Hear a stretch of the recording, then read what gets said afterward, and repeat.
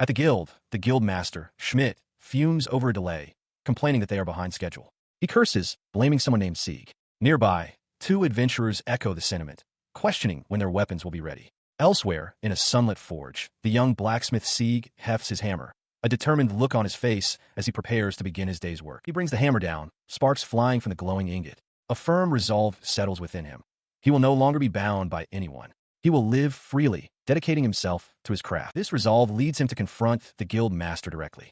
As a blacksmith for the S-rank guild, Wings of Glory, Sieg states plainly that the current production volume is impossible to meet. He formally requests that the number of orders be reconsidered. Schmidt looks down at him, his expression one of utter disbelief. He scoffs, asking Sieg what kind of sweet, naive nonsense he is talking about. He settles into his chair, elaborating on his dismissive stance. He reminds Sieg that adventurers are the ones who risk their lives fighting monsters. In his view, a blacksmith's duty is simply to craft what is needed from the safety of their workshop. His hand tightens into a fist as he internally scoffs at the idea of a blacksmith complaining. He believes they are coddled, working without even sacrificing sleep. Sieg listens to this tirade, his expression stoic and unchanging. The reality of the situation is clear within the guild's dedicated forge. The S-rank guild, Wings of Glory, not only crafts weapons for its own members, but also accepts external requests. However, Guildmaster Schmidt has been imposing an unreasonable, excessive quota on all the blacksmiths, forcing them to work relentlessly. He realizes that even if he were to tell them he has reached his absolute limit,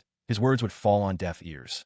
Resigned, he quietly concedes, "I understand." He stands before Schmidt and declares that since it is an order from his employer, he will find a way to meet this month's production quota. But he has a condition. He looks the Guildmaster in the eye and makes his request, asking for something in return for his compliance. He listened as Schmidt confirmed the condition. A contract made with the previous guildmaster to forge a sword using all of the guild's materials. Schmidt then questioned his motives, asking why he would want to create such an obscure and finely detailed weapon. The guildmaster continued, stating that a blacksmith's purpose is to forge swords tailored to people, not to go out of their way to create something different. He asserted that Sieg should simply follow the request forms. His jaw tightened at the dismissal. Schmidt pressed on, telling him to abandon such a pointless dream. He remained silent as Schmidt, growing annoyed, called him persistent and questioned if he had any intention of forging swords for him. Finally breaking his silence, he declared that he had reached his limit and would be leaving the guild, effective immediately. He presented a document, pointing out that the guild had broken their contract first. Schmidt reacted with disbelief, exclaiming that this was an S-rank guild. As he turned and walked out, Schmidt erupted in fury, shouting that replacements for him were easy to find and that he would live to regret his decision. He returned to his personal quarters, a cluttered and messy room, and noted its untidy state. He reflected that he no longer had the time for such a lifestyle and decided to pack his belongings into a magic bag. With his packing complete, he took one last look around the room, grabbed his sword, and considered his next destination, the workshop. The guild's forge was a scene of activity, with his fellow blacksmiths already hard at work at their respective stations. He was about to leave the workshop when a young craftsman called out his name. The man, holding a toolbox, noted that most of the guild's blacksmiths were away on a large expedition and found it unusual to see him. Seeing Sieg's own tools, he asked if he was heading out on a business trip. He turned to face the young man, Toke, and apologized before stating plainly that he had decided to quit the guild that very day. The news struck Toke with immense shock.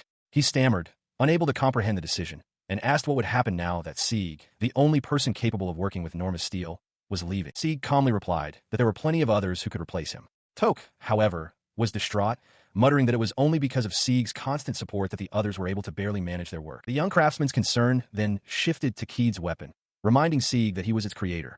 Toke insisted that no one else could possibly maintain the special blade, and that he himself would refuse the task. With a gentle smile, Sieg simply said that he was counting on it. With those final words, he turned and walked out. Toke desperately called his name one last time as the workshop door slammed shut, the view pulling back to show the sprawling city rooftops. Now alone on the streets, Sieg contemplated his impulsive decision. He wondered what to do next, realizing that joining another guild or opening his own workshop would require official permission. The finality of his departure settled upon him. His time with the guild was truly over. His wandering path led him to a market street, where a burly vendor with a white beard was grilling skewers of meat at a bustling food stall. He approached the stall and ordered 2 skewers of rockbird meat. The vendor greeted him, but, noticing his downcast expression, asked what was troubling him. Before he could reply, a woman from a nearby stall, holding a large cleaver, chimed in. She asked if they had heard the news about a highly skilled blacksmith, mentioning that Sieg himself had received a kitchen knife from this craftsman as thanks for a sharpening job. She marvels at the kitchen knife, exclaiming how incredibly easy it is to cut with.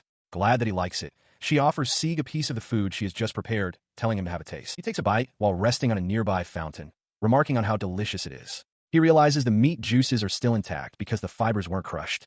As he savors the food, a sudden shout from behind warns him to get out of the way. He turns, startled and confused. The commotion is caused by a large man wildly swinging a greatsword through the market square. Suddenly, a woman in armor appears, identifying herself as a member of the Night Order and demanding that he clear a path. She points directly at the adventurer, ordering him to drop his weapon at once. The man and his companions merely scoff, and he defiantly tells her he refuses. With a furious roar, he swings his massive blade. The knight calmly parries the blow, their swords clashing with a shower of sparks.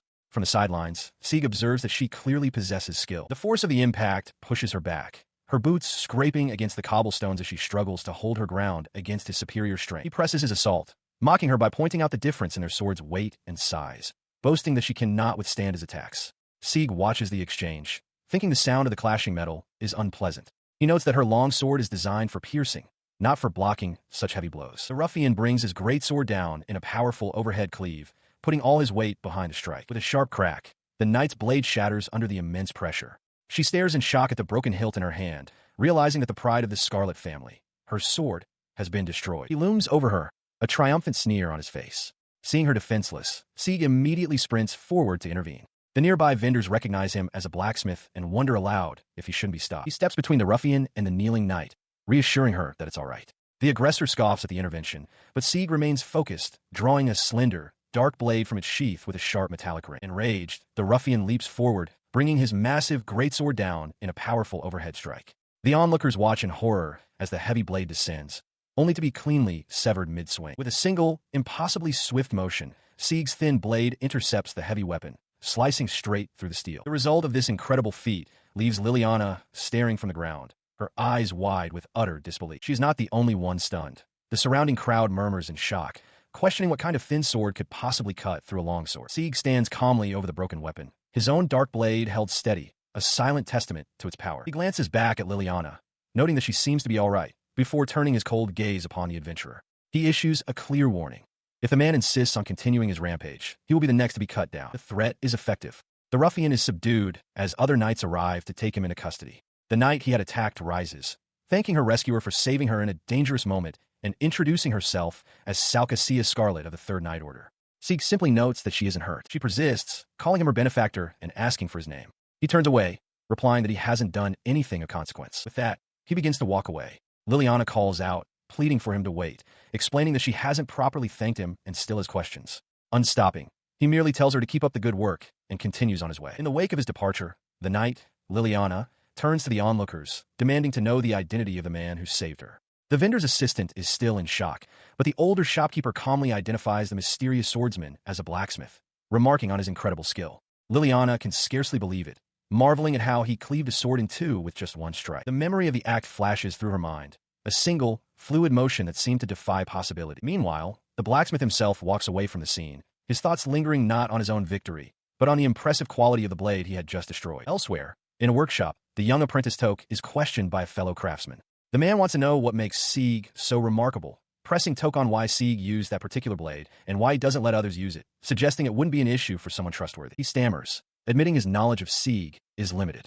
He explains that Sieg is a private person who handles all outside commissions alone and rarely speaks of himself. He pauses, a look of understanding dawning on his face, before adding a crucial detail. Sieg carefully observes the people who use the tools he creates. His craft extends beyond weapons and armor to encompass all manner of tools, from kitchen knives to anvils. Toke explains that to have an item forged by Sieg is to gain a partner for life. The master blacksmith is seen in his element, seated before his forge, meticulously inspecting his work. For him, this deep connection between creator, tool, and user is the very essence of being a blacksmith. Later, in a quiet clearing, Sieg draws a long, dark blade, remarking to himself that it has been some time since he last wielded one. He admires its fine edge and the smooth flow of mana within it, but knows that a blade's true measure is in its use.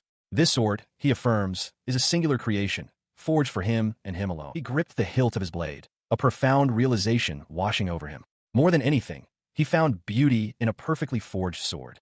He loved them. He wanted to live his life by forging them, just as he had in those days long past, amidst the mountains and forests of his youth. His thoughts drifted back to a specific time, a memory he often replayed in his mind. Inside the workshop, a younger Sieg sat by the fire, contemplating the future of the blade he was crafting. He wondered whose hands it would eventually grace, with what strength it would be wielded, and in what manner of conflict it would be tested. His friend watched him captivated.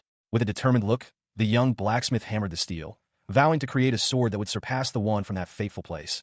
using the tools his master had left him. Standing beside his friend, he felt a surge of independence, realizing he was now living by his own strength. The memory faded, leaving him in the present. He considered the small village, the clean water, the ore from the mountains, the tranquil lives of its people, free from the rigid rules and customs of the guild. This place, it was special. With his mind made up, he decided it was time to return. He found Liliana and Atri and informed them of his plan.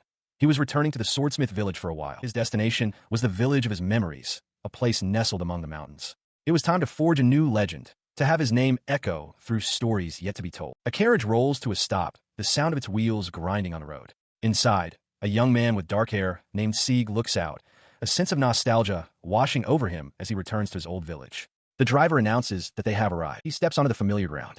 After leaving the trading city of Salka, he traveled for a month, changing horses and carriages, to finally reach Foka, the village of his birth. Sieg walks up to a sturdy-looking house and raises his hand, knocking firmly on the wooden door. The door creaks open to reveal an elderly man with a white mustache and a fur-collared cloak, who asks who is there. Sieg introduces himself.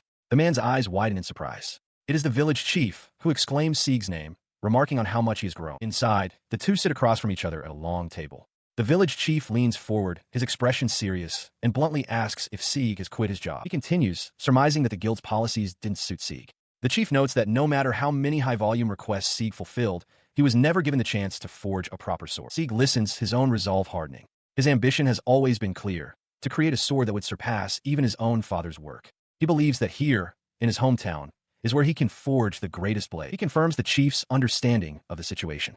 Sieg states that he now intends to pursue blacksmithing as he sees fit, believing that is the only way to achieve the life he wants.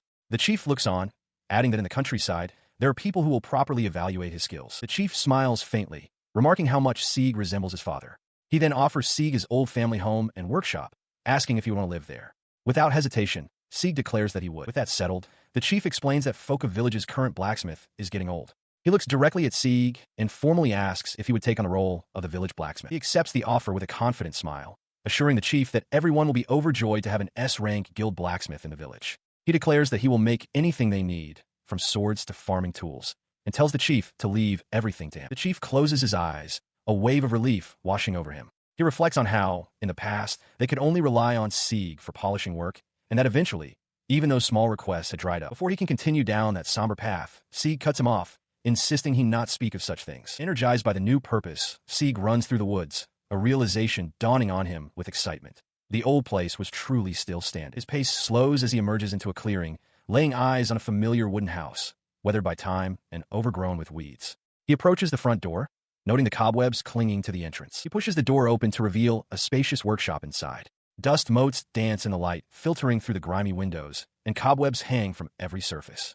The place is utterly abandoned. Inside, he muses that his father's sword is likely long gone, but the nostalgic smell of iron and ash still lingers. Realizing the living space needs ventilation, he throws open a window, letting in fresh air. He moves into the adjoining room, finding the furniture still in place. A fond memory surfaces of being scolded for drawing swords on the wall as a child. With a determined smile, he decides to get to work, gathering trash into a bag to take outside. As he steps out, he is met by two young women. He recognizes them immediately, asking if they are his sisters. He reintroduces himself as Sieg, explaining he has returned after 15 years with the village chief's permission. The older girl confirms she saw him at the chief's house and came to greet him. Sieg acknowledges her statement, ready to continue the conversation. The taller of the two young women introduces herself as Liliana. She gestures to the girl beside her, explaining that this is her younger sister, Atri, and that they work as farmers and hunters in the area. He processes her words, surprised that they are already working as farmers and hunters despite their youth. His gaze sweeps over the dusty workshop, and he notes how much cleaning is needed. Seeing this, Liliana offers to help him. He is taken aback by the offer, feeling it would be an imposition. Liliana reassures him that it's perfectly fine, explaining that she has the day off. Atri silently concurs beside her. With that settled, the two sisters tie cloths over their faces and begin to help with the cleaning. Liliana asks if he's sure they can't help with anything else. In response, Sieg activates a spell, causing all the dust and debris in a room to swirl and gather into a single point. He declares that he can handle it himself, but the display of magic leaves both Liliana and Atri speechless. Atri quietly wonders if Sieg is someone extraordinary. A flash of light confirms the spell's completion, leaving the entire workshop immaculately clean. With a triumphant cry, Sieg announces the job is finished, and the two sisters cheer in amazement. He turns to them, grateful, stating that their presence was a great help. As a token of his appreciation for their assistance with the cleaning, he offers to craft something for them. His offer confuses Atri, who points out that the village chief is the blacksmith. Sieg clarifies that he, too, is a blacksmith. To demonstrate, he presents a sheathed sword, explaining that his work involves creating such weapons. As Atri reaches for it, he cautions her that it's dangerous to draw the blade too far. She looks on, captivated. The polished steel of the blade glints in her eye, and she can only think one thing. It's beautiful. Her gaze remained fixed on the sword, but Sieg's voice broke her trance. He explained that he could craft all sorts of tools, not just weapons, and asked if there was anything they wanted. Atri, still in awe, began to ask if he really meant it. She clenched her small fist with determination and declared her request. A kitchen knife for her and her sister. Liliana looked on, surprised, as Atri explained that she wanted to be able to help her. He smiled, remarking that it was a fine request. Turning to Liliana, he asked if it was true that she was always using a large, adult-sized knife. Liliana shyly confirmed that the one at their house was a bit too big for her. She explained her concern, noting that if the knife was difficult for her to use, it would surely be too much for Atri. Hearing this, Atri's face fell as she quietly asked if her request was impossible. He quickly dismissed their worries, declaring it was no problem at all. He praised Liliana for her thoughtfulness and apologized for making her use ill-fitting tools. He then offered to make the items and deliver them the next day as part of their move. They both thanked him profusely, Liliana with a polite bow and Atri with an enthusiastic wave. With their request made, the two sisters turned and headed home. He watched them go, noting that night was falling. Though tired from the day's cleaning and moving, he decided to prepare his tools. As he laid them out on the workbench, he realized with some confusion that he had already begun setting them up without thinking. He reflected that his body hadn't forgotten the motions, even after so much time away from the forge. Making things was the only craft he ever truly excelled at. He picked up a hammer, recalling his particular attachment to the specific materials he brought with him for this purpose. He considered the use of magic in smithing. While it could improve efficiency, many traditional craftsmen despised it, a sentiment that led to him being driven from a guild. He realized, however, that this very circumstance forced him to improve his skills. A complex magical sigil glowed to life on the back of his hand. He exhaled the air thick with heat. The forging process commenced. He heated the base metal to a precise 800 degrees, preparing to weld it to the steel. Using oxidized iron sand as a flux, he heated the metals again before striking them together on the anvil. The sharp clang of hammer on steel echoing through the workshop as the materials were fused. He worked with focused intensity, hammering the glowing metal on his anvil. Once the base metal and steel were perfectly fused, he would begin shaping them into the form of a kitchen knife. Taking a moment to rest by the warmth of the forge, he mused on his newfound freedom. He could work on what he loved without being constrained by time. He wiped a bead of sweat from his brow, his expression resolute as he prepared to resume his task. Returning to his work, he meticulously refined the blade, a process he had witnessed countless times before. His focus was absolute. He realized that far from growing tired of the repetitive work, he was becoming more engrossed in it. With a sharp hiss, he plunged the glowing blade into the quenching trough. He examined the finished knife with a satisfied nod, deeming it complete. To test its edge, he brought the knife down on a piece of fruit. The blade was so impossibly sharp that it sliced not only through the fruit, but also the countertop and the cabinet beneath, causing the entire structure to collapse. He could only stare in disbelief. Surveying the wreckage, he realized he had made a mistake. Lost in his excitement and fatigue, he had become completely absorbed in the work and created something far too dangerous. He returned to the forge, forcing himself to calm down. He needed to adjust his approach, considering Atri's hand size and the strength of a peer. Most importantly, he had to ensure the knife was safe by crafting a proper sheath for it. Meanwhile, on a city street under the night sky, three men conversed. One, an adventurer, complained bitterly that he was risking his life, while others profited from selling high-quality, guild-certified weapons. Another man asked if he had heard the latest news, but the adventurer seemed dismissive, finding the situation troublesome. Little by little, progress was being made. In a room cluttered with scrolls and documents, Liliana had finally succumbed to exhaustion, asleep at her work table. Even in her slumber, she murmured that the guild needed to do its part properly. Watching over her, a gentle but determined smile formed on Sieg's face, his resolve hardened. Sieg arrives at a well-appointed home, where a woman with long, fair hair opens the door. She recognizes him, asking if he is Sieg from the blacksmith shop. He confirms his identity as Liliana looks on from behind the woman. He formally introduces himself, and the woman returns the gesture with a warm smile, stating that she is Cynthia, the mother of Liliana and Atri. Standing outside, he explains that he heard she wanted him to craft knives for her daughters and that he was looking forward to the task. He then admits, somewhat sheepishly, that he has already completed the work. Cynthia reacts with disbelief, questioning how they could be finished when only a single night has passed. Her eyes fix on the cloth-wrapped package in his hands. Now inside the house, Sieg calls out to the girls. He presents the package, explaining that he brought the finished knives and asks if they would like to try them out. Liliana and Atri eagerly accept the offer.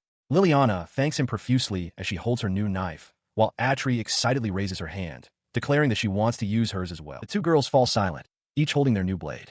They stare down at the polished steel with rapt attention, examining the craftsmanship. Their quiet concentration is misinterpreted by Sieg, who watches them and begins to worry that they might not like his work. Liliana quickly dispels his concern, exclaiming that they were just stunned into silence because the blades were so beautiful. Atri nods in agreement, and Sieg looks visibly relieved. Atri declares that she's never seen such a gorgeous knife and eagerly asks her mother if she can cut something. Cynthia smiles warmly and suggests they get a radish for her to test the blade on. Atri presses down hard on the knife, struggling to make a cut as the blade groans under the pressure.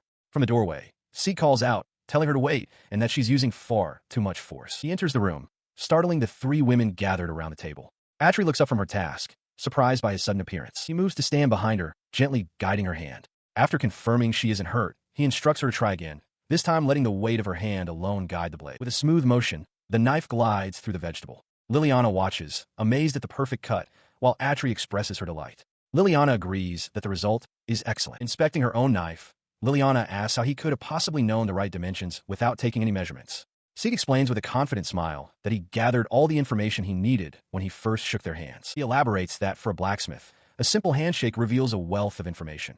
The user's grip, the shape of their hand, and even their musculature.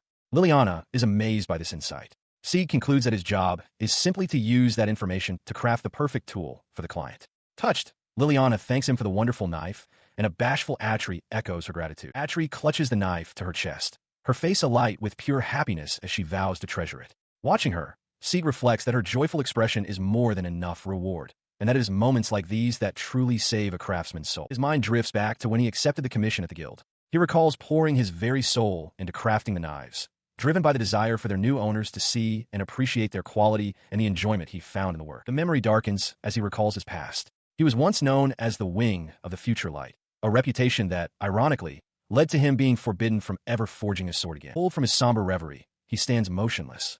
Liliana notices his grim expression and approaches cautiously, asking if he is all right. He is struck by an unsettling thought, that in his quest, his own heart might have become as dry and empty as the one he had sworn to destroy. Pulled from his somber thoughts by her concern, he watches as Liliana's expression softens. She tells him that she is happy. His own mood lifts instantly. With a bright smile, Sieg declares that her happiness is more than enough for him, as it is a craftsman's greatest joy.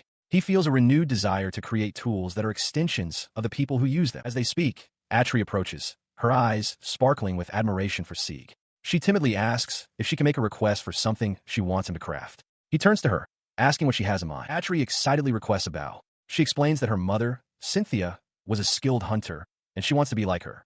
Though her father tried to teach her, she struggles with archery. She believed that a bow made by Sieg could make all the difference. The revelation that her mother was a hunter catches Sieg by surprise. He agrees to help, suggesting she first try a bow and arrow he already has. This will give him a better sense of what she needs. He invites Liliana to join them, and with a confident thumbs up, assures Atri that it's perfectly fine even if she misses. Moments later, in a clearing in the woods, Liliana takes aim. She looses an arrow, which flies true and embeds itself deep into a tree trunk. Zeke approaches, complimenting her skill. She explains that while she can hit her target, she lacks the strength to give the arrow enough power. As Sieg pulls the arrow free, a realization strikes him. He recalls the small knife he made for her. It was incredibly sharp despite her light touch. He wonders if he can apply the same principle to create arrows that can pierce deeply without requiring immense physical strength to fire. With a new plan forming in his mind, he tells a grateful Liliana that he understands now and will get to work immediately. He returns to his workshop, a sturdy wooden building nestled by the forest. Inside, Sieg has already begun his work. Shirtless and sweating, he examines freshly forged arrowheads cooling in water. He resolves to increase their penetrating power while maintaining durability. For him, this is a chance to truly showcase his skill. He worked with intense focus, putting the finishing touches on the arrowheads he had forged through the night. His efforts resulted in a tray of perfectly uniform arrowheads. Holding up a completed arrow, he admired his handiwork, satisfied that it was a fine piece of craftsmanship, before grabbing a towel and preparing to step out. He stepped out of the sweltering workshop and into the open air, stretching his arms wide. The cool, refreshing breeze was a welcome relief, a natural way to cool his body after the intense heat of the forge. A sudden change in temperature made him sneeze, and he quietly reminded himself to be careful not to catch a cold. Later, he presented the finished bow to Liliana. She marveled at its beauty, and he explained that he had made it slightly lighter. Confirming it was indeed less heavy than her old one, she followed his instructions to test it on a tree in the backyard, knocking the single prepared arrow and drawing the string taut. She released the string. The arrow flew with incredible speed, striking a tree with enough force to violently splinter the trunk on impact. The sheer power of the shot left her speechless, her eyes wide with astonishment. From behind her, Sieg asked for her impression, pointing out that the arrow had pierced not only the first tree, but the one standing behind it as well. She turned to him, stammering that this was no mere substitute weapon. She insisted that none of her peers could craft such a thing and wondered aloud just how many people with his level of skill even existed. He recalled Beretta's words about the high value placed on blacksmiths and suggested that the villagers would surely be amazed. He proposed that they should accept any request for work that might come their way, a plan to which Liliana readily agreed. However, upon arriving at the village square, they found a large crowd had already gathered where his smithing space was supposed to be. As Sieg stood there, taken aback, Toke and other villagers observed, remarking that people had shown up before he was even set up and questioning if he was getting ahead of himself. He sat across from the village chief, who proposed setting up a tool sharpening service in the central plaza. The chief asked if being the center of attention would be a nuisance, but Sieg replied that it would actually be a great help. Hearing this, the chief agreed to have his skilled swordsmiths prepare a space for him, advising the young man not to feel too much pressure. Later, as Sieg sat by his new outdoor setup, a young man named Toke approached him. Toke asked if he was the skilled swordsmith the village chief had mentioned. Sieg confirmed, stating that he would take on any job, from sharpening blades to repairing farm equipment. Toke then unwrapped a large, worn woodcutter's axe from cloth. He admitted he was worried about entrusting it to Sieg, but the blacksmith simply identified the tool, seemingly unconcerned by its poor state. Sieg took the axe, noting that he could tell Toke had a good eye just by looking at his physique. He agreed to sharpen it for a fee of 30 silver coins, an offer Toke gratefully accepted. Toke added that if he wasn't satisfied, he would haggle the price down, a condition Sieg readily accepted. As the blacksmith began his work at the grinding wheel, Toke immediately complained about the loud noise. The sharpening process was unexpectedly fierce, sending a shower of sparks into the air. Startled, Toke shouted, asking if Sieg was all right amidst the intense work. The blacksmith calmly assured him that he was. He focused entirely on the task before him, noting that while the blade was now slightly thinner, it wasn't a problem. He tuned out the murmurs of the growing crowd that had gathered to watch, concentrating solely on his craft. Moments later, Sieg presented the finished axe. Toke was utterly astonished by the result, exclaiming that his axe had become beautiful. He eagerly asked to use it, breathless as he declared it was now almost too sharp. With a confident smile, Sieg asked if this meant Toke now acknowledged his skill. From behind him, the overjoyed young man confirmed it, shouting that if he hadn't been convinced, he wouldn't still be standing there. His successful work immediately drew a crowd. The villagers, led by an enthusiastic Toke, swarmed his stall. One man asked Sieg to sharpen his axe, a woman requested he tend her kitchen knife, and others chimed in with their own requests. With a welcoming smile, Sieg agreed, telling them to please form a line. He looked over his own well-worn tools, feeling a sense of purpose in the challenge ahead. Meanwhile, in an opulent room elsewhere, a man with long, flowing hair extended a hand in greeting. He thanked his guest for coming, introducing himself as the guild master of the Wing of Glory. He formally stated his name, Schmidt. Schmidt then addressed his guest, Liliana, asking what business brought her to him. She explained that she was seeking an introduction, identifying herself as a member of the Salkaxia Scarlet Third Knight Order. Schmidt noted that his guild had many wonderful S-rank adventurers available, but Liliana clarified her purpose. She was not looking for an adventurer. She needed someone who could forge a sword. Back in the village square, Sieg stood before a new group, a party of adventurers. Holding a long polearm, he introduced himself simply. He was Sieg, the blacksmith. Standing over Sieg, Liliana holds her sword steady. She explains that with each swing he took, her desire to wield his blade grew until she could no longer restrain herself. With a single decisive strike, she shattered his weapon. Her singular thought in that moment was a powerful one. She wanted that katana. Later, seated across from the guildmaster, Schmidt, Liliana clenches her fist. She recounts how she's been training with her royal sword since she was 6 and knows she shouldn't desire any other weapon. Despite this, she confesses that the impulse to wield Sieg's katana was so overwhelming that it brought her here. Schmidt listens before regretfully informing her that Sieg left the guild 2 weeks ago. He tries to reassure her, mentioning that the guild has other excellent, exclusive blacksmiths at their disposal. She dismisses the offer, stating that it's fine. Liliana asserts her belief that even with a minor weapon like a katana, Sieg can forge something that exceeds all expectations. She understands that a blacksmith of his caliber is rare and adds that she felt an unusual affection emanating from the blade he crafted. Her conviction seems to take him by surprise. Schmidt questions if she is truly suggesting there is a blacksmith capable of creating a more magnificent blade than Sieg. A flicker of past frustration crosses his face as he scoffs at the idea, muttering about how weapons are just tools and how Sieg is always so fixated on his katanas. Meanwhile, in his own forge, Sieg is hard at work. He quenches a newly forged blade in water, noting that the cooling speed creates subtle differences in the steel's contraction. This, he muses, is what gives each blade its unique voice, a truly delicate expression of the craft. He pulls the finished blade from the water, wiping it down with a cloth as he lets out a breath of exertion. The weapon gleams, perfectly formed. A closer look reveals the beautiful, wave-like Hammond pattern along the edge, a testament to the time he invested. The meticulous polishing with coarse, medium, and fine stones has paid off. He places the finished katana on a stand, his gaze fixed upon it. He reflects that it has been 2 years since he last forged a blade with such dedication. Though his skills have improved during his time with the guild, he knows he is still far from reaching the level of his father. He holds a finished blade, its form perfect. As he stands in the workshop, an image flashes through Liliana's mind. Sieg surrounded by a field of dark flowers and falling feathers, a vision of profound skill and perhaps a hint of sorrow. He wonders how his father ever reached such a domain of mastery. A quiet determination settles over him. He knows he cannot stop his pursuit of the craft now. Later, he soaks in a warm bath, a luxury this house provides that is rare in the village. The water washes away the dirt and fatigue. He reflects that unlike his time at the guild, where he was constantly chased by quotas, he can finally feel his mind and body relax. An hour before this moment of peace, Liliana and Atri had found him outside. He apologized for his appearance, explaining he had been secluded in his workshop for 5 days straight. Atri observed that he was covered head to toe in soot. Liliana then offered him a gift, a share of boar meat. She explained that it was thanks to him that she was able to get her arrowheads repaired. Glad that he could be of service, he accepted the meat with a word of thanks. With his spirits lifted, he decides his next meal should be equally satisfying. Admiring the fine cut of meat, he begins to prepare it, piercing the surface and rubbing it with salt and pepper. He muses that with 3 days of patience, he can draw out its most exquisite flavor. Sometime later, Liliana, now dressed in hunting attire and carrying a bow, greets him. She asks if he is heading out to hunt, and he replies that he is, complimenting how well her new gear suits her. A little flustered, she changes the subject, asking about the meat she gave him. He explains that he hasn't eaten it yet, because he is smoking it. Liliana expresses her surprise, asking if he is salt-curing it for preservation. He clarifies that preservation is not his goal. Leaning in with intensity, he explains that smoking makes the meat delicious. He describes it as a deep culinary art where the flavor changes based on the wood chips and temperature. He then invites her to watch the process. Her attention shifts to a large wooden box nearby, and she asks what it is. Crouching beside it, he proudly reveals that it is a large-scale smoker he built himself. He explains the process to Liliana, lighting hickory chips to create a fragrant smoke before hanging the prepared meat inside. He tells her it will take about 5 hours and to return then. She agrees, noting the pleasant aroma already filling the air, and with a soft click, he closes the smoker door. 5 hours later, Liliana returns, her wait finally over. Sieg opens the smoker, revealing the transformed meat. It has taken on a beautiful, glossy brown color, and she exclaims how delicious it looks. However, he informs her that the process isn't finished. To her surprise, he explains that the meat needs to dry for another 2 days before it's truly ready to eat. After 2 more days of patient waiting, Sieg calls out to Liliana and Atri. He triumphantly holds up the finished smoked meat, announcing its completion.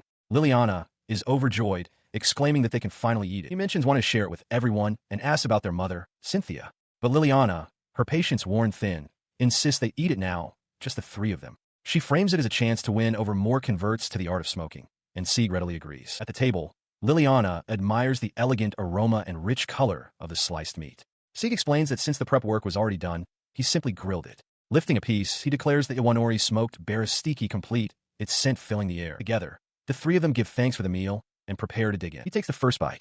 The aroma of hickory smoke fills his senses, followed by an explosion of flavor. The rich umami and deep savoriness of the meat spread through his mouth, and he can only marvel at how delicious it is. The sweetness of the Iwanori pork, the rich umami of the fat, and the wild character of the lean meat all melt together in perfect harmony. Across the table, Liliana and Atri are equally captivated, their expressions filled with pure bliss as they savor every bite. His cooking was met with immediate, enthusiastic approval. Atri and Liliana savored the smoked meat, their faces alight with pleasure. Atri declared it delicious, noting how perfectly he had cooked it to be crispy on the outside, while remaining juicy and tender within. Liliana expressed her own amazement to Sieg, finding it incredible that the same cut of meat could become so flavorful simply through the smoking process. He seemed taken aback, asking if she didn't just consider it preserved food. As Atri beamed with delight, Sieg watched them with a satisfied smile. Liliana, however, was completely engrossed, admitting that she simply couldn't stop eating. The 3 of them continued their meal together in the yard, gathered around a simple wooden table outside the workshop. It was a well-deserved reward after working tirelessly day and night. The smoked meat, paired with a bottle of wine, was exceptionally delicious. Presenting another large cut of the meat, Sieg declared with a grin that this, too, was irresistible. Atri and Liliana looked on with wide-eyed anticipation. They eagerly requested another serving, and he happily agreed to grill more for them. As he prepared the next piece, Liliana turned to him with a thoughtful expression. She noted that he'd been focused on smithing since arriving in the village and asked what he intended to do with the items he created. He paused, admitting that he hadn't really thought beyond the act of making swords. That alone had been satisfying enough. Now, however, he found himself wondering how his work would be judged outside the guild, and mused that there might not even be anyone around who could wield the blades he forged. Her thoughts turning to business, Liliana made a proposition. She suggested Sieg accompany them to unbelt explaining that they regularly sell their produce at the market there. She was confident that his smoked goods would sell just as well. Considering her proposal, Sieg asks about Unbelt, wondering if it's just a small town. Liliana explains that while Unbelt was once small, it has since grown into the most vibrant town in the area. She reveals they plan to leave for the market in 2 days, adding that if he succeeds in selling what he enjoys making, he could continue to live his ideal life. The thought resonates with Sieg, who realizes it has been 15 years since he was last there. He turns to Atri, asking if the road is safe for monsters. She confidently assures him it's no problem. With a relaxed smile, Sieg remarks that while he's no longer much of a swordsmith, he can still handle himself. Hearing this, Atri's expression brightens as she asks if she can get her hopes up. Liliana expresses her gratitude, explaining that monster activity has often forced them to take long detours, causing their vegetables to spoil. His presence, she says, will be a great reassurance. She asks him to pass the news on to their mother, and he readily agrees. 2 days later, on the morning of their departure, Liliana and Atri greet Sieg. Liliana quickly notices he isn't carrying anything and asks where his luggage is. He gestures to a small pouch at his hip, explaining that it's a magic bag. The revelation leaves both Liliana and Atri wide-eyed with surprise. He then gestures toward their heavily loaded cart, confidently stating that he will carry its contents as well. Liliana looks on, utterly astonished. With a snap of his fingers, a vortex of dark energy erupts from the bag, instantly absorbing all the cargo from the cart. He turns with a smile, remarking that it's been a long time since he's been to Unbelt and that they should set off. Unseen by the group, however, monstrous wolves with glowing eyes watch from the shadows of the forest, hinting that the journey ahead may not be a peaceful one. From the edge of the village, the chief and another resident wave farewell, watching the small party venture into the wilderness. As they proceed along the path, the chief cautions them to be careful moving forward. Sieg agrees, noting that the probability of encountering monsters in this forest is unusually high, and that he must remain vigilant. He walks ahead with Atri, remarking how pleasant it is to walk through the forest thanks to Sieg's presence. Atri happily concurs, adding that they can travel without a care, unlike when they usually have to push a cart. Sieg watches them, a thoughtful expression on his face. He feels his focus might waver, but then looks to Liliana. Realizing the depth of her trust in him, he resolves that he must not betray it. His senses suddenly alert him to a presence ahead. He stops the group, announcing that there are monsters nearby and that he will scout the situation. He asks Liliana to look after the other two, and she firmly agrees. He slips away into the dense woods, cautiously peering from behind the cover of a large tree. On the path before him, a pack of 3 large, white wolves with flowing, ethereal manes stands guard, blocking the way forward. From his hiding spot, he identifies them, green wolves. He notes that they haven't noticed his party yet, but their position directly obstructs their route. He concludes they must formulate a plan to deal with them. Liliana, her expression resolute, clenches a fist. Then, she declares, "We shall subjugate them." The thoughts of one of the wolves echo through the forest. It muses that with the green wolves so close, their subjugation would be for the good of the village. It then adds a crucial detail. Sieg is with the group today. As the group prepares for the confrontation, Sieg instructs Atri and her mother to hide. Liliana, her expression a mixture of concern and resolve, tells him to be careful. Sieg reassures her, promising to live up to the expectations placed upon him. On the cover of the nearby woods, the green wolves observe their targets. One of them notes with a low growl that the humans have not yet noticed their position. Before the wolves can act, Liliana draws her bow, her focus absolute. Beside her, Sieg begins to move, his hand already on the hilt of his sword. She releases the arrow, which streaks through the air and finds its mark with explosive force. As the projectile hits, Sieg fully draws his unique, curved blade, marveling at its incredible sharpness. Just as another wolf lunges for Liliana, Sieg shouts a warning and intercepts it. His blade flashes, cleaving the beast in two with a single, fluid motion. He glances back, commending her excellent work. With the immediate threat handled, he approaches her, genuinely impressed. He admits that while he knew she was skilled, her quick judgment and accuracy against the demon beast are remarkable, noting that she could easily succeed as an adventurer. Liliana deflects the praise, attributing her success to the arrows Sieg provided. She explains that their trajectory is so stable that she can't miss, even if she can't stop them completely. Meanwhile, Sieg wipes down his sword, commenting on the careful maintenance required to prevent rust and preserve the blade's quality. His words are cut short by a sharp snapping sound. He turns to see Liliana has deliberately broken the shaft of an arrow, and he asks in surprise if she still intends to use it. She smiles warmly, explaining that if she simply threw them away after one use, she would quickly run out of money. More importantly, she adds, because Sieg made them for her, she wants to treasure and use them carefully. The scene shifts to a confident, dark-skinned woman with pointed ears. She declares that she was hired by the guild as an S-rank exclusive blacksmith. She dismisses the idea of conserving arrows, stating that if they break, she can simply make new ones.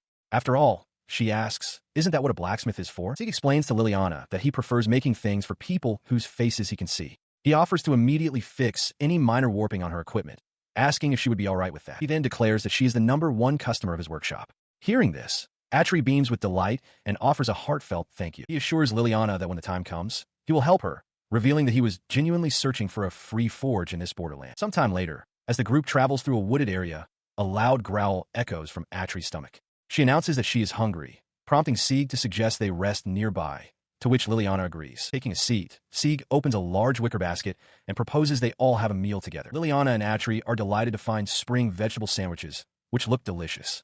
Sieg suddenly realizes he forgot to prepare lunch and asks Atri if she can make something, but she seems taken aback by the request. He decides to make something himself as a thank you. He produces a small, lidded pot, explaining it's a simple smoker with hickory chips inside. He places a wire rack over the chips, then adds a slime sheet and a slice of cheese. Liliana questions if he really intends to smoke food now, worried it will take too long, but Sieg assures her it will only be for a moment. Just 10 minutes later, steam billows out as the lid is lifted, revealing the perfectly smoked food within. He lifts the patty with a pair of tongs, declaring it's color perfect. The three companions then happily assemble their meals. With a flourish, Sieg presents the finished product, four glistening, smoked sandwiches ready to be eaten. With the smoked sandwiches prepared, Sieg, Liliana, Atri, and Beretta sit together, ready to eat. In unison, they give thanks for the meal. Sieg takes the first bite of his creation, a sandwich filled with buttered, thick bread, spring vegetables, scrambled eggs, and smoked potatoes. Liliana, delighted, remarks that its appearance, aroma, and taste are all of the highest quality. She thanks him for being able to handle the vegetables she dislikes. Atri, taking her own bite, notes the richness of the cheese, while Beretta agrees that it is simply delicious. He savors the taste, appreciating how the sweetness of the smoked ingredients blends perfectly with the saltiness of the cheese, creating a mellow and satisfying flavor. After their satisfying meal, the group rests in a forest clearing. Sieg looks over at his companions and remarks with a smile that they're almost at their destination. Resuming their journey, Liliana suddenly points ahead with excitement, having spotted something through the trees. Her excitement is justified as the massive outer walls of the city of Gelt rise before them, a formidable stone barrier marking their arrival. As Sieg approaches the main gate, flanked by two guards, he observes the structure with surprise. He notes to himself that the city seems far more developed than he remembers, suspecting the interior will be even more impressive. He is stopped by a large, bald guard who demands his name and purpose, warning that any suspicious behavior will be met with force.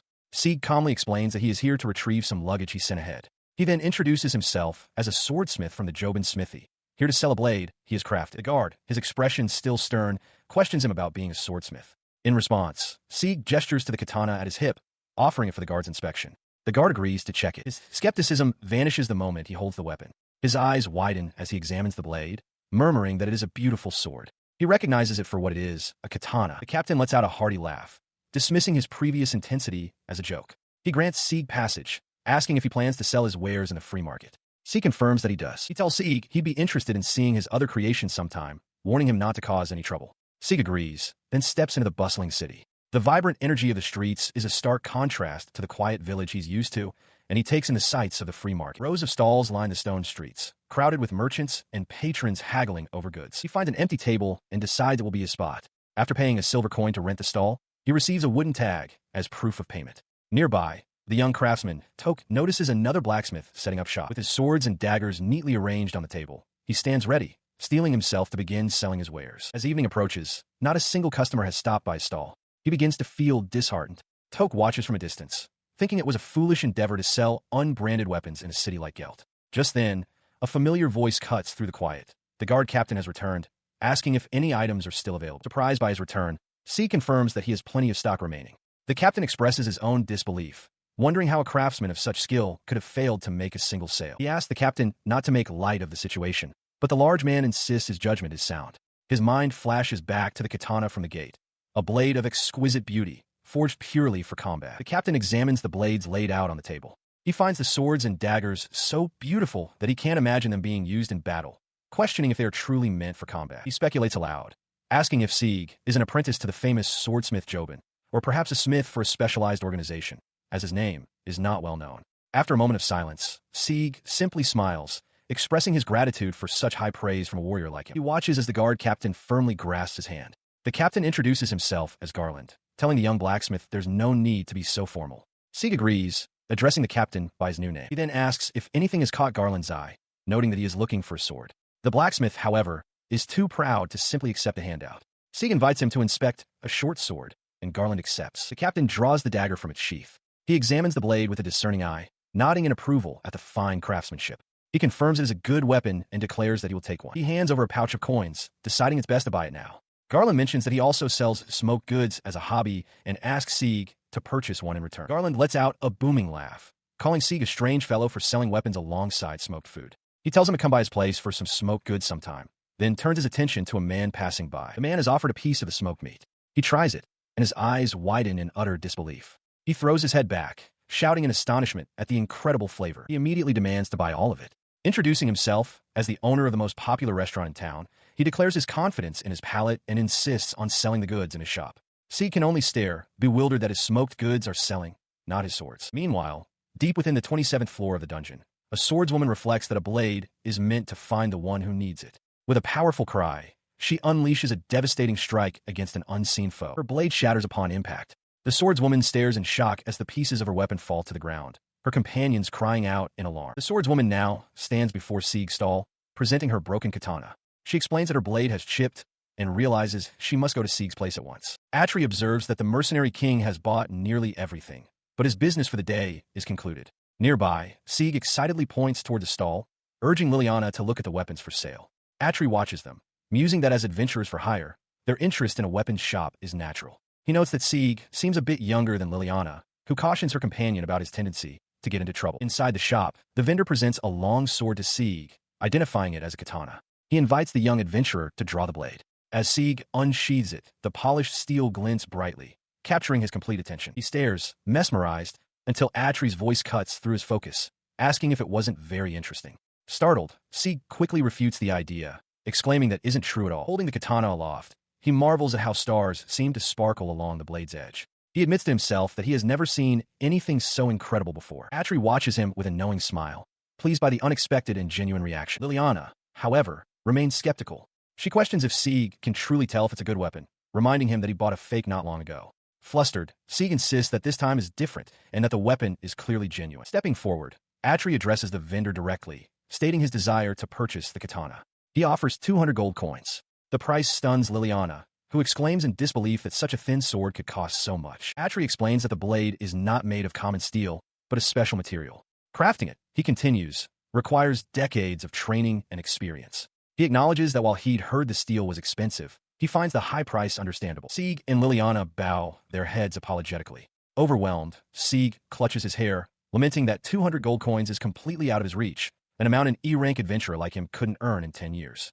Atri tells him not to worry, reminding him that properly assessing things is what's important, and playfully warns him not to get carried away just because he's a higher rank. Watching them, Atri reflects on his own time in the guild. He finds that seeing such young, earnest adventurers makes him want to support them. The thought crosses his mind that perhaps he'll buy a dagger. His attention, however, is quickly captured by another weapon. Sieg excitedly holds up a dagger, declaring it's just as impressive as the katana and urging Atri to take a look. From behind, Atri suggests he give a test cut. He kneels and, with a swift motion, drives the dagger's point deep into a nearby log. The blade bites into the wood with surprising ease as Liliana looks on. The display of strength catches Toke's attention. He rushes over, shouting in disbelief, and asks Sieg when he developed such skill, insisting that the clean cut was a result of Sieg's own power. He is taken aback by the praise. Liliana, however, points out that the dagger itself is still quite impressive. Toke concedes the point, but informs them that the weapon costs 30 silver coins, noting that Sieg can just barely afford it. Before Sieg can decide, Atri steps in, having already paid for it. He tells the boy not to worry, explaining it's a gift since Toke, a skilled craftsman, spoke so highly of it. Overjoyed, Sieg holds the dagger aloft, proclaiming it his new weapon. He thanks Atri profusely, promising to become stronger with it, before he and Liliana hurry off toward the Southgate Plaza. They race through the city streets, their cloaks flowing behind them as they head towards their destination. As they disappear from view, Liliana returns to Atri's side, asking how things went with Sieg. Atri watches the empty street with a faint smile, remarking on how nice it is to be young. He then reports his findings to her, explaining that aside from the gate guard, Garland, only one other adventurer made a purchase, a single dagger. He adds that a large quantity of smoked goods were also sold. Liliana finds the combination of items peculiar. Later, while patting Beretta's head, she muses that Sieg's ideas for smoked food are quite delicious. With a gentle smile, she suggests that they might even start to gain a following of fans. Atri then asks her about their own sales. With a satisfied expression, Liliana confirms that they sold everything. He listened as Liliana happily reported that they had sold everything, and for a better price than usual. She noted that thanks to Sieg's magic bag, the freshness of their goods had barely diminished. Beretta, tugging at her mother's cloak, asked if they could go look at some one-belts, to which Liliana readily agreed. With their work for the day finished early, Liliana suggested they all go shopping together. Beretta cheered, excited at the prospect of getting a meal soon. Liliana then formally invited Sieg to join them in looking at the one belts, an offer he eagerly accepted. As they walked, he asked Liliana if there was anything she needed to purchase. She confirmed that their seasonings were running low and needed to be restocked, but assured him that smithing materials weren't necessary since his magic bag was still full. Understanding, Liliana offered to guide him to an affordable shop she knew. She led them to a stall where an older vendor sat resting. The man greeted them, asking if their work was already done for the day. Liliana cheerfully confirmed that they had finished their business and were now shopping. The vendor asked what they were looking for, and she explained that Sieg was interested in seasonings. Sieg then introduced himself, and the man acknowledged him with a simple greeting. He asked to see their salt. After being presented with a bag, he inspected the coarse grains and confirmed it was suitable. He then placed a large order, 5 kilograms of salt and 5 of pepper. Liliana was taken aback by the quantity, questioning why he needed so much. The vendor, however, understood immediately, noting that such high-quality seasonings were essential for smoking and were often needed in bulk. He then offered to sell Sieg some smoking chips as well. The vendor presented several bundles of wood, identifying them as oak, walnut, and grapevine. Offering to sell the entire lot, he invited Sieg to inspect the grapevine wood, carefully shaving off a small piece with his knife for a closer look. He examined the shaving, observing its soft texture. He realized it would burn quickly, making it ideal for imparting aroma in a short time or for low-temperature smoking processes. A faint wisp of fragrance curled up from the wood in his hand. Convinced of its quality, he confirmed his assessment to the vendor. The man jokingly asked if he planned to eat it, but Sieg simply affirmed his intent to purchase it, handing the shaving back. He presents a piece of his smoked meat to a potential vendor. The man's eyes widen in surprise, and after a moment of hesitation, he takes a bite. The vendor's face lights up with astonishment. He exclaims that it's unbelievably delicious, noting how the smoky aroma has deeply infused the meat, concentrating its rich flavor. Toke, seeing the successful pitch, remarks that smoked goods really do sell better and asks for more. Sieg agrees, telling Toke to add 20 more pieces to the order and deduct the cost from his payment. The vendor, overjoyed with the new product, shakes Sieg's hand firmly, thanking him profusely for the help. He then turns to Liliana, expressing his gratitude for her introducing him to such a good merchant, admitting he couldn't have found this opportunity alone. Liliana smiles warmly, replying that it was her pleasure. Just then, Atri's stomach lets out a loud growl, and she quietly announces that she's hungry. Her complaint makes him realize they've been sidetracked. He apologizes, and his gaze falls upon a nearby food cart. Before he can act, Beretta steps forward, holding up 4 fingers to a young vendor and ordering 4 of whatever he's selling. She then turns to Sieg, stating that his payment is quite substantial and offers to treat them as thanks for using her magic bag to preserve his farm goods. A bit taken aback, Sieg accepts her offer as Liliana encourages him to do so. With the food secured, Liliana and Atri delight in the hot, fluffy potato skewers, both agreeing they are delicious. The group then sits together at a nearby table to enjoy their snack. While the group enjoyed their snacks, Sieg savored a particular treat, a piece of fried food that tasted wonderful. He recalled it as a simple, rustic dish that his father always used to buy for him as the last thing before they went home. He mused aloud that the warmth of his companions now colored those memories of his father, making them even more precious. The girls listened, their expressions soft and understanding. As the evening deepened, their shared happiness grew. They sat together under the festive lights, with Liliana gently feeding a bite to Atri. Feeling full and content, Sieg announced that it was probably time to head back to their village. The girls readily agreed. On the walk back, Atri fell asleep, and Sieg carried her gently on his back. Liliana and Beretta walked alongside, the group moving peacefully through the quiet streets. Elsewhere, in a stone-paved alley, a woman with feline ears and a katana walked with purpose. She noted to herself that she had come from the east on a warrior's pilgrimage and had a particular interest in a certain swordsmith. Her sharp eyes then spotted someone in the distance. She approached the young man, Toke, and asked if he was Takal. He corrected her, stating his name was Toke. The swordswoman then asked if Sieg was around, startling a nearby blacksmith who overheard. Toke apologized, explaining that Sieg wasn't there. He then revealed a startling piece of information. A week prior, Sieg had resigned from the Wings of Glory Guild. The news caught the woman completely off guard. Her composure shattered. She demanded to know why Sieg would quit. Toke stammered, unable to provide an answer. With a quick apology, her expression hardened with resolve, and she announced she was going to see the guildmaster before turning and striding away. Moments later, she stood in an office before an elven woman seated on a couch. The elf greeted her as Keed, noting she must be tired.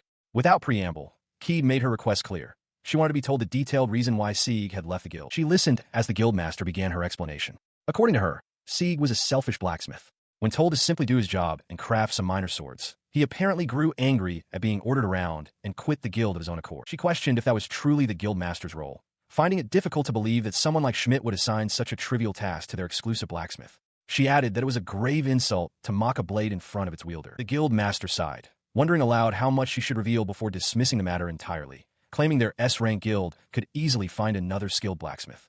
This response was not enough for Keed. She demanded to know who was maintaining her blade. Her fury ignited as she drew her katana, declaring that the man clearly did not understand the importance of his tools and that no local blacksmith could possibly perform the required maintenance, as her sword's construction was entirely different from those native to this kingdom. Startled by her intensity, the guild master could only watch as Keed sheathed her weapon.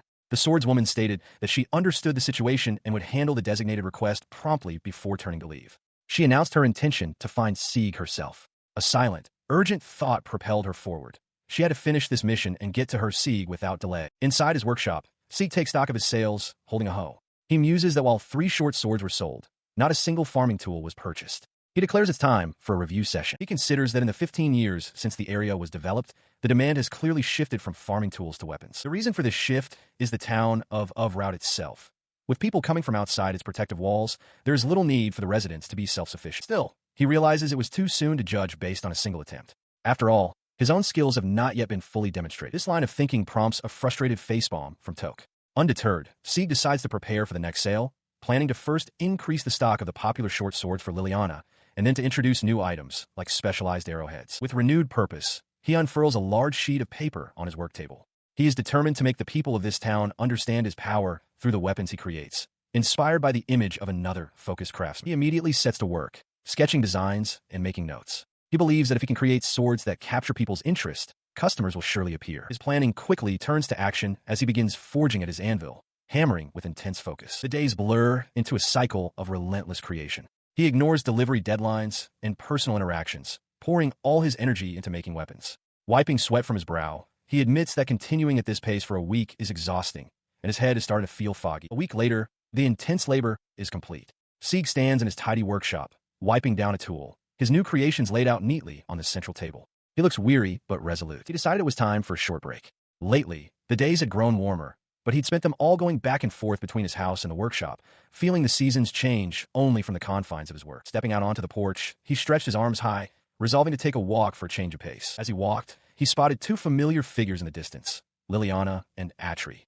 Liliana called out to him, asking if he was on a stroll. She remarked that she hadn't seen him lately and had been wondering if he was back in his workshop, crafting items for the upcoming market. She continued, her expression softening with concern. While she admired his dedication to his work, she gently chided him to come out more often, admitting she worried he might overwork himself to the point of collapse if left alone in the workshop. He chuckled, assuring her he understood.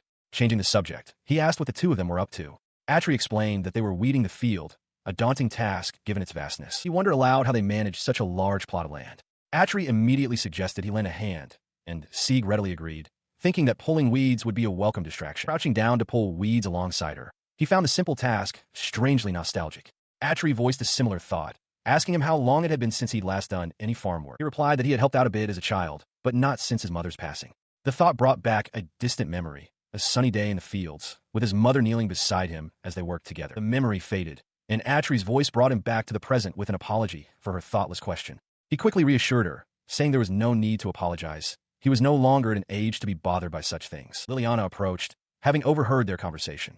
She acknowledged that while they all had the desire to farm, finding the time was difficult for just 2 people. With a thoughtful smile, she made a proposition that the 3 of them should farm the land together. He looked surprised by the offer, asking if such an arrangement is truly possible. Liliana clarifies that they're the primary managers of the field. He would only need to help out in his spare time. He presses further, questioning what benefit this brings to her and Atri.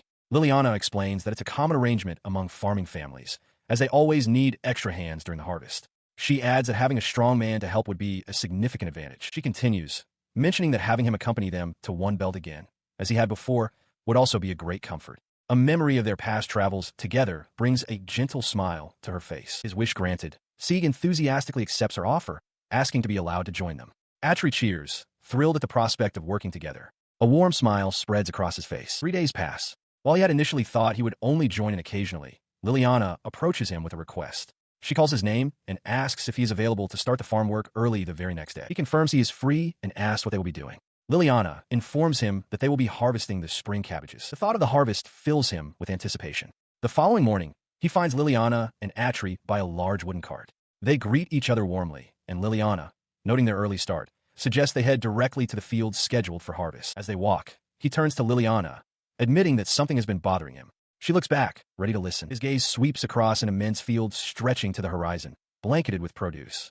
He asks, stunned, if this entire expanse is filled with spring cabbages? A single head of cabbage glistens with morning dew, its outer leaves magnificent and its core appearing tender. He marvels internally, realizing he has never before seen such a perfect and beautiful vegetable. He listened intently as Liliana explained how to identify a cabbage ready for harvest.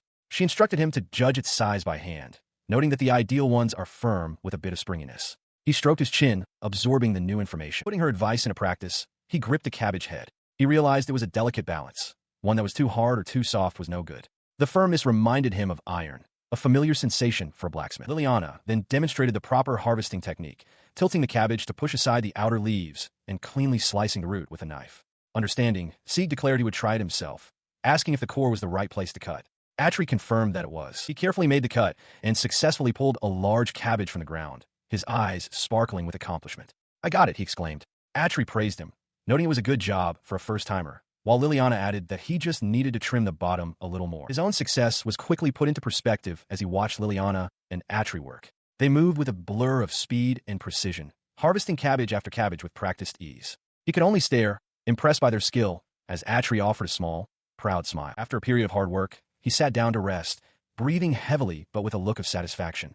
The time had flown by, and he reflected on the pleasant sense of achievement that came with the labor. His rest was interrupted when Liliana called out, asking him to store the harvested cabbages in a magic bag. Before he could react, Atri began tossing the vegetables towards him, which vanished one by one into a swirling magical portal that had opened nearby. He marveled at the convenience of the magic bag, realizing it kept the produce fresh and was incredibly useful. His gaze then fell upon a crate overflowing with cabbages, his payment for the day. He felt a pang of guilt, wondering if he deserved so much, but Atri reassured him that it was fair compensation.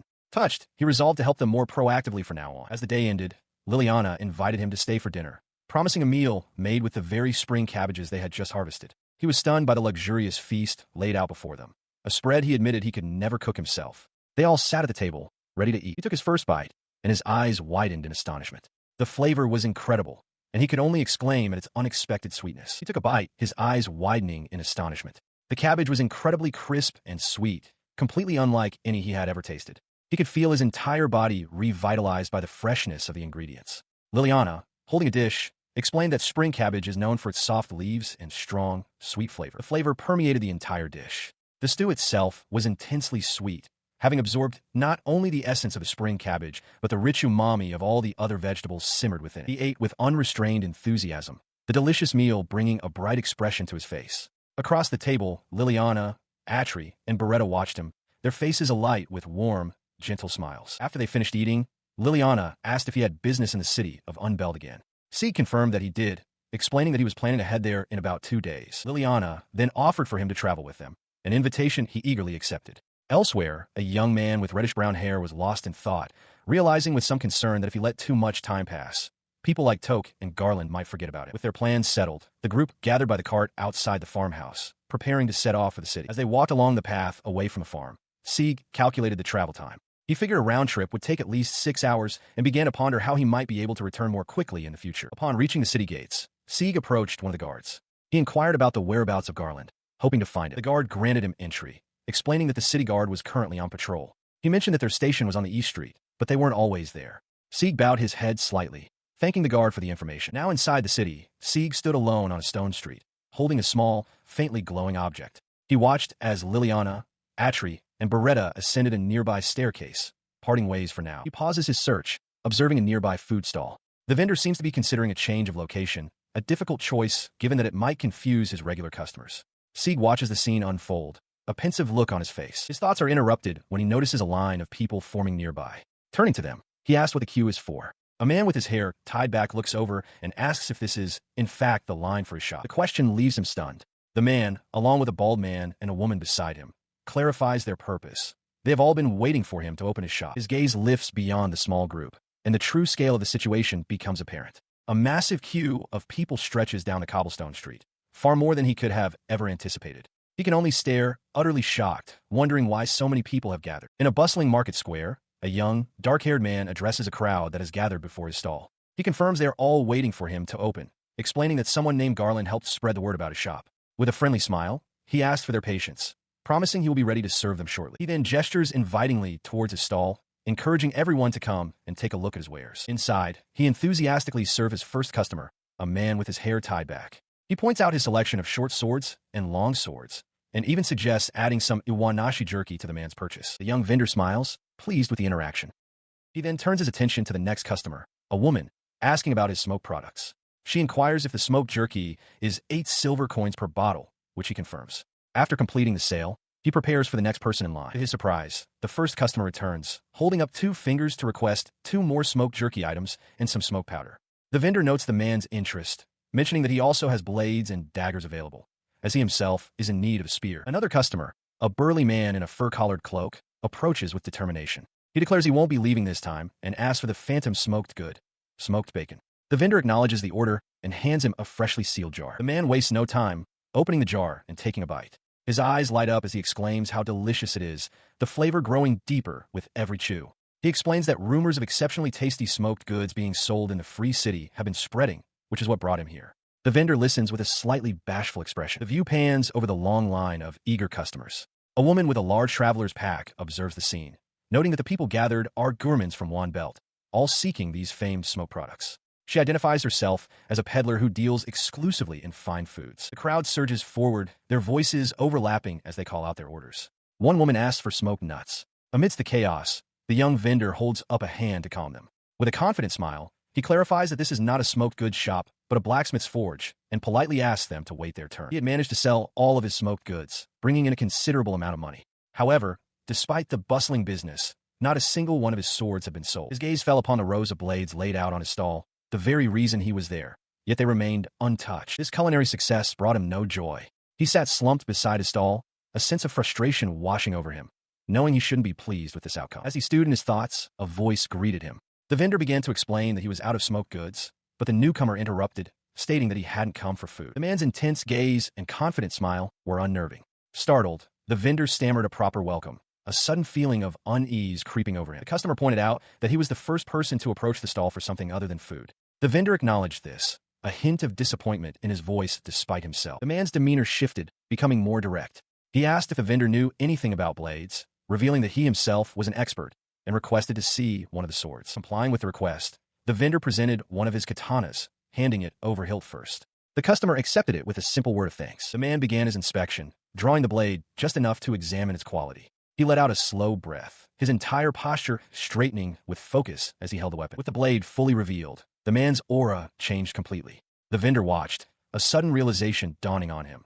This was a true man of the sword, and his work was now being judged. He felt as though he were being tested. He runs a gloved hand along the blade, and for a moment, a vision flashes through his mind. A figure in a forest, a swift, clean strike. The sensation jolts him, a flicker of surprise crossing his features as he returns to the present. The surprise gives way to a faint, satisfied smile. He sheathes the sword with a smooth motion, remarking to the young smith that he had heard a craftsman was working here and came to see for himself. The result, he concludes, is quite satisfying. He continues his praise, admitting that he never thought a sword made by a commoner could compete with one from the Far East. Yet this one is magnificent. He notes that the smith's light-hearted demeanor belies his incredible skill. His gaze falls upon the hilt as he declares the weapon a first-class item, something rarely seen even in the Far East. The vendor, taken aback by the high praise, asks if the swordsman truly understands how incredible the sword is. Nearby, a young boy in similar attire watches the exchange in silence. He confesses that he doesn't fully grasp it himself, as he has almost never seen a blade from the Far East. He wonders aloud if the swordsman is different, perhaps having trained there. The vendor clarifies that he is simply trying to recreate the swords his father used to make, based only on what he was taught. Intrigued, the swordsman asks if his father is from the Far East, which the vendor confirms. He reveals his father's name, Adelhrug, a swordsmith from the Far East. He asks if the swordsman knows of him. The name visibly startles the man, who recognizes it immediately and realizes the vendor must be a smith of considerable skill. The swordsman's expression hardens as a thought crystallizes in his mind. If this blade is so impressive, then the one he truly seeks must be even greater. His decision made, he looks at the vendor and states plainly, "There's only one person here." The swordsmith stands his ground, demanding to know if the man is still there. He warns him to stop making assumptions, stating that he cannot afford to speak carelessly. He then changes his tone, declaring that he is willing to share any information he has about his father, even if it is only speculation. The swordsman smiles faintly, holding the sheathed blade. He calmly tells the smith not to be so hasty, as he cannot simply give away such valuable information. He hands the sword back, suggesting they set aside the matter of the smith's father for the moment and discuss business instead. The swordsmith formally introduces himself as Sieg. The man from the Far East reciprocates, revealing his name is Murasame Ibuki, a traveling merchant. He then makes his proposal, He wants Sieg to sell his swords to him. Ibuki explains that he intends to sell Sieg's blades in the royal kingdom, where he can monopolize the market and earn high profits. He muses aloud why he would go to such trouble when he could simply procure blades from his homeland. He continues, explaining that it is difficult even for a merchant like him to acquire such fine swords. He had been making a living selling local high-quality goods, but then he found a swordsmith of great skill right here. Pointing to Sieg, he asks again for him to sell his swords, noting that the true prize is the great name of the swordsmith, a general of the army. Sieg agrees, observing that Ibuki is a merchant who genuinely loves the exotic culture of the Far East and would therefore never misuse his blades. Overjoyed, Ibuki grabs Sieg's hands and thanks him profusely before getting back to business. He offers 200 gold coins for the sword. Sieg considers that if he were selling in the royal kingdom, he would have named a much higher price. Ibuki correctly guesses Sieg's hesitation is a test of his resolve and produces a heavy sack of coins, assuring him he has the money to pay for top-quality goods. He marvels that a smith of Sieg's caliber is not yet famous in the city. He mentions that he has returned to this place after 15 years and asks what Sieg has been doing all this time. Sieg explains that he was working as an exclusive swordsmith for the guild in Lusauka. He listened as Murasame Ibuki, impressed by the guild's adventurers, placed a substantial order, 3 daggers and 10 short swords, with a request to procure more iron for the next batch. Ibuki then asked if the entire order could be fulfilled within 2 weeks, a question that caught the swordsmith by surprise. In response to his unspoken concern, Ibuki smiled reassuringly, stating that it was his job to manage these details. The swordsmith realized that worrying about sales was a professional's domain, perhaps feeling a bit relieved. Just then, a booming voice announced the arrival of Garland, the guard captain. He strode forward, asking how sword sales were going and noting with satisfaction that someone had made a purchase. He turned his attention to the customer, identifying him as the peddler named Ibuki. Garland remarked that Ibuki had visited many times to see the swordsmith his daggers, adding that he had been so enthusiastic that Garland himself had taught him a few things. The guard captain then addressed Sieg directly, explaining he had come for a reason and thanking him for facilitating the connection, assuring him it was no trouble. His tone shifted as he glanced at the stall, asking if there were any smoked goods left, only to lament that they were sold out. In a gesture of gratitude for the introduction to Ibuki, Sieg offered him a piece of smoked cheese. Garland accepted it with a hearty, "Thank you, Sieg." With the cheese in hand, the guard captain departed, leaving the swordsmith to his work under the open sky. Soon after, another customer arrived, an older man who excitedly declared that this must be the rumored smoked goods stall. Sieg, taken aback, asked how he knew of such a rumor. He pointed to himself with a wide grin, proudly proclaiming that he was the one who started the rumor. "It's all your fault," he declared with jovial accusation. The man then inquired about the day's sales, assuming they were prosperous, before lamenting that the smoked goods were all sold out. He demanded to know where his portion was and insisted that Sieg secure a share for him the next time he visited Sunbelt. The swordsmith readily agreed. He waves goodbye to the departing merchant, standing beside Liliana and Atri in the sunlit town square. With their business concluded, the cart pulls away, leaving the 3 of them near the central fountain. Later, back in his workshop, he reflects on the day's events. The swords were sold, and the merchant who bought them had recognized his skill. This encounter has solidified his resolve. He wants to sell a knife he crafted specifically for Ibuki. He senses this will be a long and fruitful association. Meanwhile, Murasame Ibuki stands in quiet contemplation. His mind drifts back to a memory under a star-filled sky, the image of a blacksmith hard at work burning brightly in his thoughts. He draws a blade from its sheath, his eyes widening in admiration. He was surprised. When he first unsheathed it, he could see the very soul of the blacksmith who forged it. The blade is a masterpiece from the Far East, a sword honed to such perfection that it is said to show its wielder a vision of the future, a legacy to be passed down through generations. Standing in the archway of a building, he finds it hard to believe that a blacksmith from the royal capital could have crafted such a weapon. He reflects further, noting that the blade has no grand history or legend attached to it, only the overwhelming allure of its craftsmanship. Yet, he muses, it gives him a feeling remarkably similar to that particular sword. The realization strikes him with force. The talent required to create this is terrifying. It is a masterpiece that sends shivers down his spine, a weapon of truly awesome potential. In his workshop, Sieg works meticulously.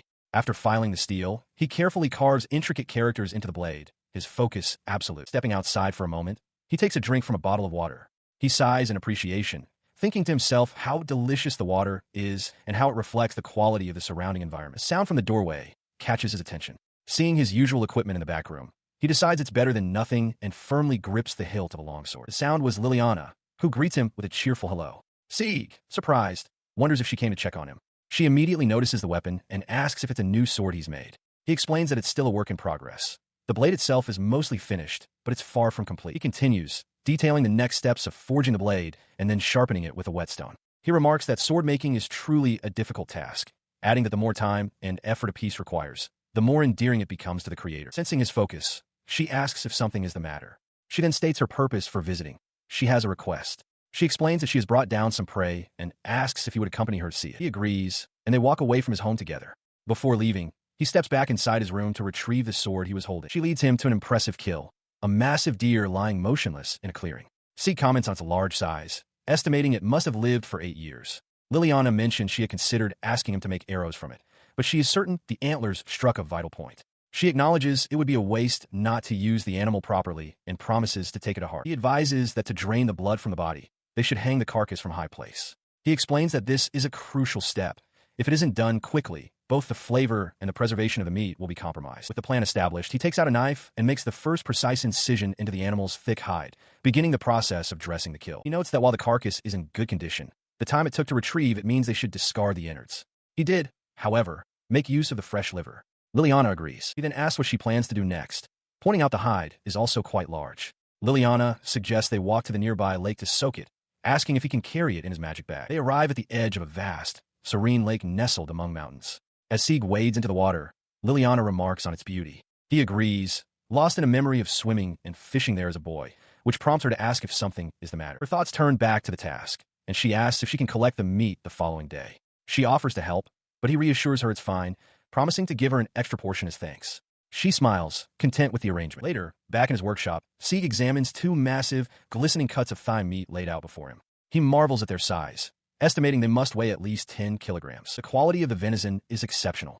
It would be a shame not to smoke such a fine cut of meat. He turns to Liliana and asks if there's anything she'd like him to smoke for her. Since he's already planning to smoke a few cuts, he explains it wouldn't be much extra effort. Surprised by the offer, she asks if he's sure. Taking his offer seriously, she asks for his recommendation among the 4 available cuts of meat. He pauses, thoughtfully considering her question. He lays out the options: loin, belly, shank, and thigh, explaining that while any would be delicious, the loin is particularly suited for high-quality ham. With growing enthusiasm, he declares that the thigh meat is perfect for smoked steak, while the fillet would make excellent smoked jerky. Her eyes light up with excitement, and she clenches her fists, declaring that it's sure to be absolutely delicious. He smiles, telling her to leave everything to him and to look forward to the results. After she waves goodbye, Sieg turns his attention to the task at hand. With the workshop to himself, he decides to begin with the salting process. He creates a mixed salt rub from a large quantity of salt and brown sugar. As he works it into the meat, he notes that this cut is heavier than what he's used to, making even the simple act of salting it a laborious effort. Next, he prepares a blend of spices, including paprika, garlic powder, and pepper, rubbing it thoroughly over the meat. The fillet is placed in a slime pack to rest for 3 days, while the thigh will rest for 5. He marks the calendar, content to wait patiently while focusing on his other work. After several days have passed, he inspects the cured fillet. He determines that the timing is right and that the first step is to remove the excess salt. He rinses the meat underwater, carefully pats the surface dry, and then uses a magical sigil to envelop the cut in smoke. He knows this delicate process is what will ultimately define the flavor. He watches as the meat slowly transforms, its color deepening into an appetizing shade that stimulates the appetite. Standing back with his hands on his hips, he reflects that having the time to wait for something so luxurious is a hobby truly suited to his age. At last, the jerky is finished. He takes a bite, savoring the rich, gamey flavor that has been perfectly concentrated by the smoking process. He thinks to himself that its strong taste won't be overpowered by beer or whiskey, making it a perfect pairing. A few days later, he proudly holds up the much larger smoked thigh. He exclaims that it, too, has turned out wonderfully, admiring its impressive firmness. His thoughts are interrupted by a knock. The door swings open, and Liliana appears, calling his name. The scent of smoked meat fills the air, and she excitedly reminds him of their arrangement for the smoked deer. He smiles, confirming that it's ready. Having delivered the promised meat to Liliana's home, Sieg first offered a taste of the jerky to her sister, Atri. He instructed her to tear a piece along the grain. Atri, marveling at the large, glistening cuts of meat, readily agreed. She took a bite, her eyes closing in delight as she declared how delicious it was, noting its rich and punchy flavor. Her companion agreed enthusiastically. Watching them, Sieg mused to himself that the jerky would be an excellent pairing for a strong drink. Encouraged by their reaction, he then offered to cook the thigh meat for them as well. Pleased, they asked if he had eaten dinner yet, which he hadn't. Sieg suggested they all eat together, an idea Atri eagerly accepted by tugging on his apron. In a spacious and well-appointed kitchen, the group began their preparations for the evening meal. As they worked, the front door opened and Liliana returned home, immediately commenting on the wonderful aroma filling the house. Sieg, who was preparing sausages, turned to greet her. She thanked him for bringing the smoked deer meat he had promised. In turn, Sieg expressed his gratitude for her continued patronage. He showed her the large cut of thigh, pointing out its beautiful cross-section. He explained that while the outside was firm, he had managed to keep the inside a perfect pink, a difficult balance to achieve. He mentioned that he hoped they had come hungry before placing a thick slice of the venison onto a hot surface. It immediately began to sizzle, the sound filling the kitchen. With a confident expression, he explained that searing it medium rare would draw out the meat's maximum juiciness, allowing the smoky aroma to permeate it completely. In the background, Liliana and Atri began setting the table for their meal. Moments later, the dining table was fully set. Plates of seared venison, a large salad, bread, and drinks were arranged, a feast ready to be enjoyed. With the meal spread across the table, Liliana looks on in admiration, remarking on what a luxurious feast it is. Sieg encourages them to begin eating. Together, Liliana and Atri express their gratitude before taking their first bites. Her eyes widen in delight. Liliana declares the meat delicious, noting its unique and sophisticated flavor. Atri agrees, adding that the rich taste feels very mature. Sieg watches their reactions intently. She takes another bite of the venison thigh, her thoughts consumed by the taste. The meat was cooked rare, perfectly sealing the juices within its red flesh. With every chew, a profound umami flavor bursts forth. Her fork then lifts a piece of carrot. Having been boiled in consommé, its natural sweetness was enhanced, perfectly complementing the richness of the venison fat. The fresh, crisp cabbage serves to neutralize the fat, allowing the palate to remain refreshed and ready to savor the meat's full flavor again and again. Looking up with a bright smile, Atri tells Sieg that the side vegetables are also wonderful, praising the effort he put into making them. Her thoughts drift to the meal's journey. Liliana had hunted the deer, and they had harvested the vegetables from their own garden. With Sieg's cooking, the distance between living and eating felt like it was shrinking. This cycle, hunting, eating, and then working again, was slowly but surely becoming the shape of their lives. She recalls the cabbage harvest. It had been difficult work, but a portion of what they grew was sold, becoming part of someone else's meal. After the meal has finished, Liliana stands before Sieg. As always, she thanks him for the delicious smoked meat he provides. She hesitates for a moment before speaking to Sieg. She explains that, unlike the smoked goods, there is something else she would like him to make for her. In the background, Sieg readily agrees. Her request surprises him. Atri asks what she wants smoked next, but Liliana clarifies that it isn't smoked goods she's after. She wants him to forge arrowheads, 20 of them. He agrees and asks if she has any spent arrowheads. He explains that he can reforge them from the old materials, which would make the commission cheaper. Liliana seems unaware this was an option. She confirms that she does, and, deciding to take him up on the offer, rushes off to get them. Later, Sieg works at his forge. In addition to the joint farming venture, he also crafts weapons to sell in town, including fulfilling custom orders for a man named Ibuki. Sometime later, he walks through a bustling town market, now dressed in his vendor attire. It has been a while since his last promise to the sisters. As he heads to his stall for the day, he wonders how many customers will come. He sets up his stall and purchases some supplies from another vendor, paying with a few coins from a jar. His preparations are met with immediate attention, as a crowd of customers quickly gathers, all clamoring for his blades. The demand is so high that he can't forge them fast enough. A familiar figure in a kimono, Murasame Ibuki, approaches the stall and remarks on how prosperous Sieg's business seems. He observes, however, that all the customers seem to be there for the smoked goods. Sieg agrees, saying it's a great thing. Ibuki asks if, despite the large crowd, he hasn't sold a single blade. With a crestfallen expression, Sieg confirms that not one has sold, lamenting his lack of skill as a swordsmith. The swordsman tells him not to be so hasty in dismissing his smoked goods business. He then presents a sheathed sword, asking Sieg to inspect the custom order. Sieg looks on, troubled, realizing this is a difficult situation. He stood silently as Murasame Ibuki examined the sword, who immediately noted its quality was superior to the last one and questioned if Sieg had made adjustments. Sieg denied it, trailing off. Ibuki observed that Sieg's motivation seemed to wane when he couldn't find a buyer, then confirmed that this was a custom order. With the facts established, Ibuki made an offer. He would buy the sword for 300 gold pieces, the same price as the previous one, despite its obvious improvements. He then cheekily asked if Sieg would offer a discount on top of that. The swordsman then revealed that he had already sold the previous blade he'd purchased. Leaning in with a slight, knowing smile, he added that the new client was even willing to provide an extra payment for the weapon. He held the sword out, his expression one of condescending confidence. He acknowledged Sieg's skill, but delivered a harsh verdict. A merchant could never make a profit on such a fine item. With the air of a cutthroat businessman, he bluntly advised Sieg that he would be better off just giving up.